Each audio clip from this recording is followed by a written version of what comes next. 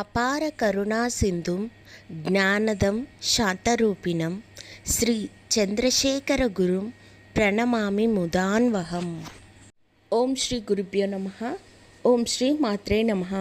మీనరాశి జూలై నెలలో మీనరాశి యొక్క ఫలితాల గురించి మనం ఇప్పుడు తెలుసుకుందాం. మీనరాశి వారికి జూలై నెలలో మిశ్రమ ఫలితాలు గోచరిస్తున్నాయి.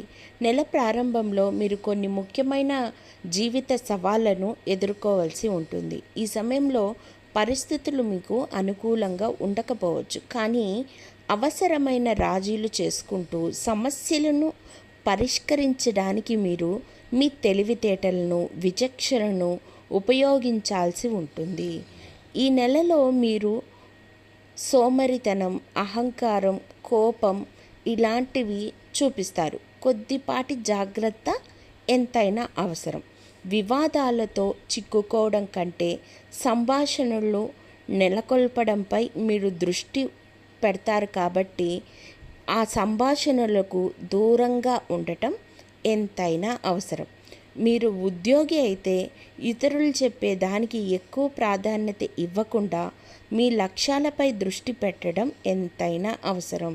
కుటుంబంలో కొద్దిపాటి విభేదాలు తలెత్తవచ్చు, కాబట్టి దూరంగా ఉండటం ఎంతైనా అవసరం.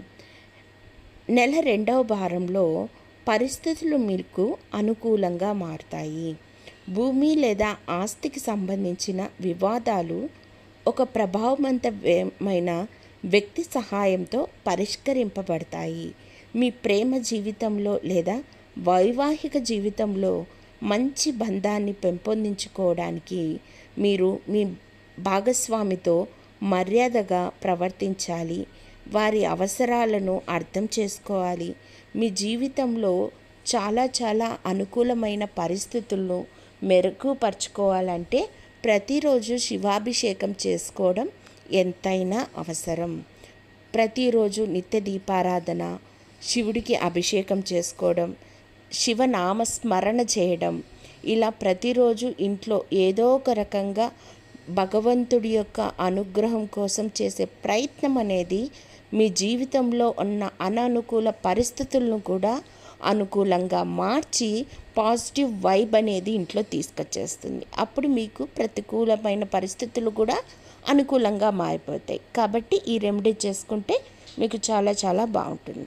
ధన్యవాదములు.